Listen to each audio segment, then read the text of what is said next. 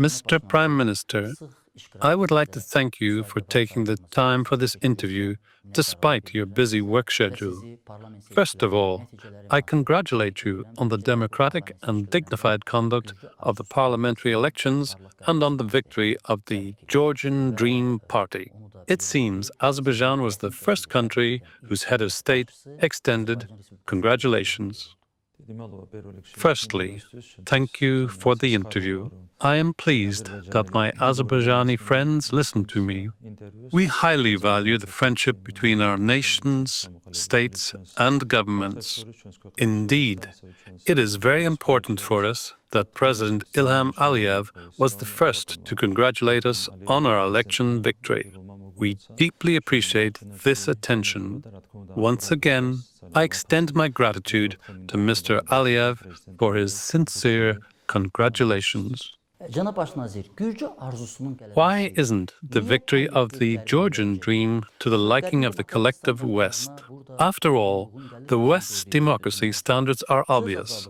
Democratic elections, freedom of speech, freedom of assembly, daily protests, live broadcasts of protests on almost every channel. Every day, the police does everything they can to make protests convenient. So, what exactly doesn't satisfy the West? Let me say that there are specific forces which are working with serious effort to change the government in the country. In fact, this process is not new. It began several years ago. We witnessed active interventions during the election processes that violated the principles of the country's sovereignty. Georgia is a democratic country. We have media and political pluralism.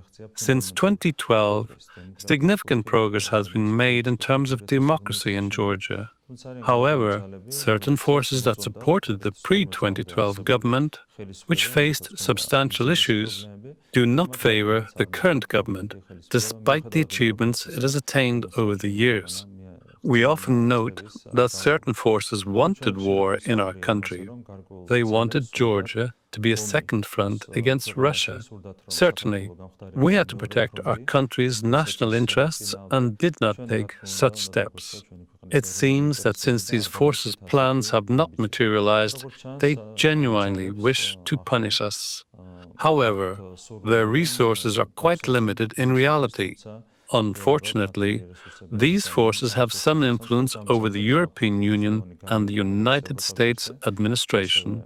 We hope that this situation will significantly change next year, especially with Donald Trump becoming the President of the United States. We believe and hope that attitudes towards us will change. Therefore, we have optimistic expectations. Our anticipations are also tied to the war in Ukraine ending next year. The resolution of the war in Ukraine will bring stability to our region as a whole and will alleviate the pressures on our country.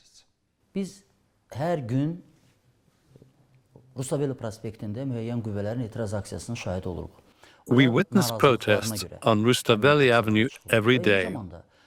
They come to these actions due to their dissatisfaction. Those who come out here are questioning the rights of the majority who have determined the results of the elections. They cast doubt on the results of the Georgian Dream Party. Why doesn't the contingent of Georgian Dream and the winning majority hold responding actions? They would be even more numerous if they gathered on Rustaveli Avenue. Why is this not happening? We achieved a very important victory in the elections. Over 1,120,000 electors voted us. The opposition was defeated. Accordingly, they are in the minority. However, opposition forces are trying to achieve success in the streets by engaging in certain aggressive actions. Whether on the streets or in the elections, success requires certain resources. This resource is the support of society. Since they lack the support of society, they were unable to achieve any results in the streets. During the first 5 days of the protests, there were incidents of violence. Now, they no longer have the resources to commit violence. We did not need to ask our partners to take to the streets. We hold authority. We have different approaches and responsibilities. I mean, there was simply no need for that.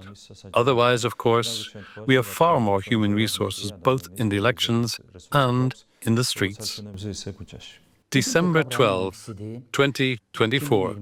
How do you assess the current situation in Georgia as of today and this hour? The situation has calmed down now. There were attempts of violence in the first 5 days. We neutralized the resources they had.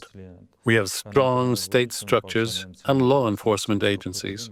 It took them 5 days to neutralize the tools used to escalate the situation and create confrontation during the protests. Now, the situation is calm. It's true that people are still gathering in the streets. However, their numbers are decreasing day by day. They can no longer resort to acts of violence. The situation is stable. We are now electing a new president. After that, there will be the president's inauguration ceremony. Everything will finally settle down.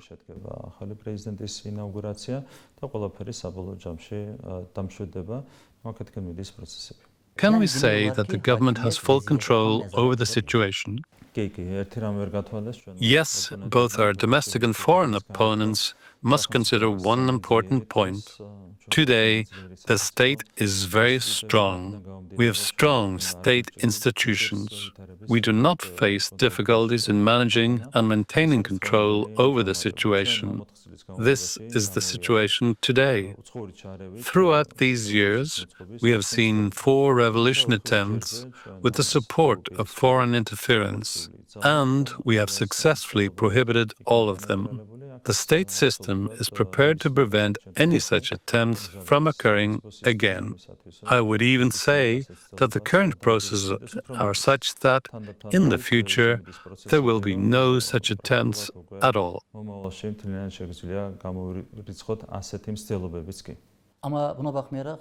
But despite this, you published the information of the State Security Service of Georgia. You published a warning. Were there any reasons to give such a warning? Of course, the occurrence of provocations is never an exception. The state structures are working to act with maximum caution and vigilance. Preventive statements are certainly made. If any danger arises, we issue a warning.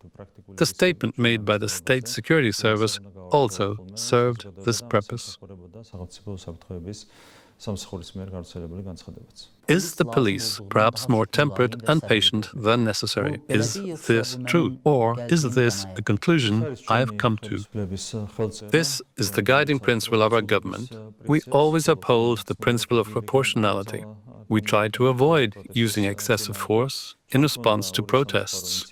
We witnessed 2 regrettable incidents. On the first and second days of the protests, there was the use of force. We are working to ensure that such incidents are not repeated again. We try to respond to the violence we encountered in the streets of Tbilisi with soft power, even though very rough actions were recorded. Our police acted with great patience. I want to thank them for that. Once again, I emphasize that this is our guiding principle, and we will continue with this approach. Did you anticipate facing such protests and that the process would last this long? We expected this to happen, as we had some information about what would occur. Some forces did not want to accept their defeat in the elections. I am referring to both domestic and foreign forces here. They were preparing for this. On November 28, we made a statement about our plans. However, our statement was misinterpreted by certain media outlets, which caused dissatisfaction. But I should also bring to your attention that from the day of the election onward, the opposition was holding small protests in the streets of Tbilisi, blocking central avenues and squares. Therefore, no one can claim that the aforementioned statement caused the protests. In reality, protests had already started before that. This had a reason. The opposition did not want to accept the defeat in the elections. Additionally, we had information that certain forces were preparing to escalate the situation. For example, they were using pyrotechnic devices to provoke confrontations. If we compare November of last year to November of this year, we see that the sale of pyrotechnic devices increased by 90% during the last month. This means that the forces I mentioned collected these materials to create conflict in the country. There was also information within state structures about their efforts to gather such materials. As a result, these protests did not come as a surprise to us. Therefore, we provided the necessary response. It seems that the crowd is well prepared for a prolonged protest. Food supplies, protection, barricades, firecrackers, other pyrotechnics, gas masks, using laser lights to obstruct security cameras. These are not cheap endeavors. Significant expenses are involved. Who are the sponsors? An investigation has been launched by the State Security Service regarding an attempted revolution. სახელმწიფო უსაფრთხოების სამსახურს დაწყებული აქვს გამოძიება სახელმწიფო გადატრიალების ასე ვთქვათ საქმეზე და მე წინ არ გავუსწრებ მოვლენებს რა თქმა უნდა. I don't want to get ahead of events and mention the details. State Security Service itself will disseminate the relevant information. However, we have certain information, and I can speak in general. These resources were being collected through specific organizations. The Ministry of Internal Affairs conducted an operation against a number of such organizations. Particularly during the course of violent actions, the confiscation of materials that would be used to create conflict from these offices led to the restriction of certain of their actions. This is the general information I can share. Regarding other information, the State Security Service will provide a detailed statement.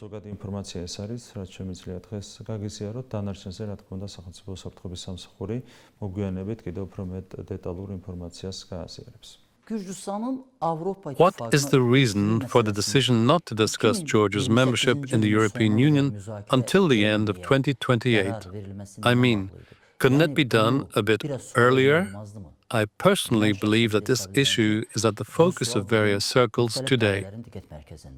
ჩვენ აქტიურად მუშაობთ იმისათვის, რომ საბოლოოდ ქვეყანა გახდეს ევროკავშირის წევრი და ჩვენ ვფიქრობთ, რომ 2030 We are actively working towards our country becoming a member of the European Union. Georgia's membership in the European Union by 2030 is realistic. We are also fulfilling our obligations. Obligations arising from the association agenda and free trade agreement, etc., and by 2028, more than 90% of these obligations will be fulfilled. However, there are some issues that are used for blackmail against our country. Certain European structures and bureaucrats use certain issues for blackmail against Georgia and our government. Taking these into account, we said that we do not plan to put this issue on the agenda until the end of 2028. If they wish to start negotiations, yes, we will not bring up this issue on the agenda. Naturally, those who want to use this statement of ours for blackmail against us were concerned. It was they who gave sharp reactions. I would like to emphasize once again that the Euro integration process continues. We will simply not give anyone the right to use certain issues for blackmail. We cannot keep society under constant blackmail. First, they used the status of candidate for the European Union for half a year, and now it is about opening negotiations. We demand work instead of blackmail. We are talking about work, and this work means that we will definitely work to meet our obligations.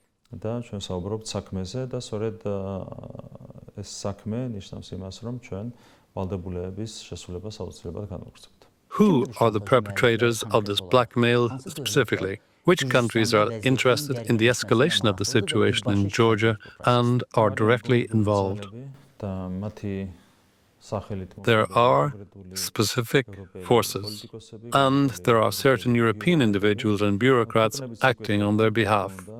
There are also countries with an unjust approach towards our country. However, today, I do not wish to specify these countries.